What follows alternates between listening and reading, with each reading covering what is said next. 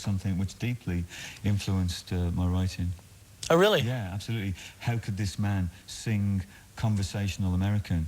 And that baffled me for quite some time. That and Sam Shepard's Motel Chronicles. You know, he was a great playwright, writing tiny vignettes that had no beginning or end, just like I did. And there was this man who was writing conversational American, and I was really interested in conversational English and in the details of the day, the little things that people... The Motel Chronicles, is that with the Fire in the Snow epic, also from Sam Shepard? It's really just tiny little vignettes. Okay. Yeah, there are no long stories in there. And just descriptions of a moment, and I thought, yeah, I'm interested in the details of the day, but how do you turn that into verse, chorus, middle eight, chorus, chorus, chorus? Yeah. Well, you forget that format then. You just go on a journey and you tell your day. At a certain point as a band, you're doing great. You even played at Mount Fuji in Japan. Yeah. And then at a certain point, Darren Emerson decides to leave. Did it go like that? What? It did, yeah. He decided he'd had enough and he left. Why? Is it because of the difference of age, or did he think he had to pursue his DJ career and that's it? Or it's difficult to say. I'd be speaking for him if I was to say much more. But my assumption is that it was no longer a place that he was comfortable. That being in Underworld didn't suit him for the way that he wanted his life to go. What gap did he leave behind? It was the friendship. It was the vibe of this Yeah. enthusiastic, nice man. You know, he's a lovely bloke. He's funny. He's full of beans, and we had some good times together.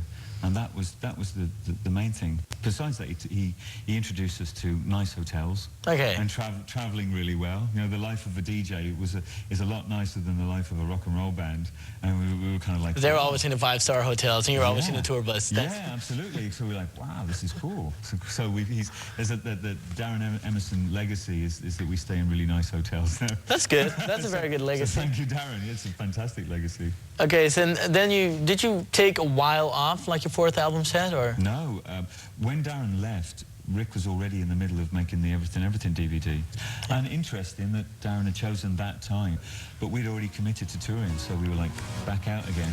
What are we going to do, 3 or 2? We've never done 2. Since about 1995, 1996, every festival in the world you've been playing, you're headliners. Sorry. I love playing festivals. The whole You're crew. always a headliner. Well, the crew loves playing festivals, and the nice thing is now that a lot of festival organisers realise that people want to party late at night, and I'm grateful that they still want to party late at night, and it's a lovely experience. When you go out and play festivals, things are so easy. It's all there. The production, the PA, everything, and the crews are generally really nice, and the food's good. Yeah. You know? Especially in Europe, the food's great. So it's kind of easy for us to come and do those and just be a part of a vibe. And a festival people come to with just expecting to whatever. We're going to have a great time, whatever. So to be a part of that is great. You're probably the band I saw most, or the act, I don't know what to say, act I saw most in my life. It's kind of strange because, like, one of the best... I'm sorry about that. No, that's okay, don't worry about it. No, I do it myself. One of the best performances live I ever saw was you closing Lowlands 2002. That was, for me, it was amazing. It was magic that night. That was magic. You remember that night? Yeah, I do, yeah. The equipment, it was very early on in the tour. The equipment kept breaking down all over the place, but the energy of the crowd was incredible. Rick and I just kept looking at each other, and you could feel a tingle in the back of your head. I felt a tingle in my head. You're just looking at each other, kind of going, you know, everything's breaking, but you were carrying us through everything. And it was like, okay, we were just rolling. It's that thing that we've always based Underworld on, which is we'll come with the first idea, which is this is the first track, we're throwing this out. What? And it's an improvised jam. No set. It's no rehearsal. It's all live. And we're really dependent on the vibe that comes back, and that night we carried us through the whole night. You managed to finish a 4th album a couple of months ago, I think. 100 Days Off. Yeah. Why 100 Days Off? It was just something we heard one of the kids say, that they'd like 100 days off school. You know, our titles, they just come from the things that are going on around. Yeah, that's another thing. The titles just like the music, like the lyrics, it just drops. It's stuff that's happening around us. really stuff that just goes on around us, people's names, friends, you know.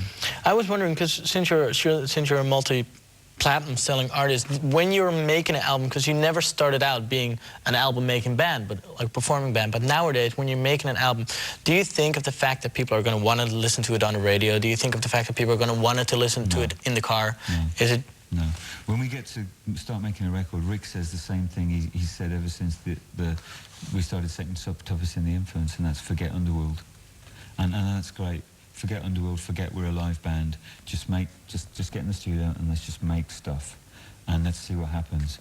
And it's usually, let's make stuff for 6 months. And then in 6 months' time, we'll see what we've got. Okay, but do you ever have the feeling this is more of an album song and this is more of a live performance song? Yeah, you do. That starts to happen, to come out naturally. As the piece starts to come to its conclusion, you go, oh, this is a beautiful chilled space, and this one's kind of, it's got a really good groove, and I think this might be quite nice live. And this one is sounding really like it's possibly a single. Near future, the Best Of album is coming out? Yeah, the anthology, yeah. The anthology? Anthology, yeah. And I only say that because we refused to get into Mind this, when the Backstreet Boys came with the Best Of album, 6 months later they were over. Wow. Okay, right. Okay, so this is definitely an anthology. This is not a Best Of or a greatest hits. No, it's something that we were uncomfortable with. JBO came to us and said, 10 years, do something now, or it's going to be another 10 years. Okay. And we went, well, it'll be another 10 years then. And they were like, no. And Stephen Hall, who runs the record label, put together this compilation of tracks that actually spanned 3 CDs. And we were very intrigued. It followed through from almost the very beginnings of selling the record out the back of the car, through the underground, out into the mainstream. And that was really interesting. It was like more of an historical journey than here are the big hits and you'll know them all. You know, it's not like that. When you hear acts like Future Shock or Audio Bullies, if you hear acts like, does it ever make you proud? You're like, yeah, they're influenced by me. No, I don't think about it.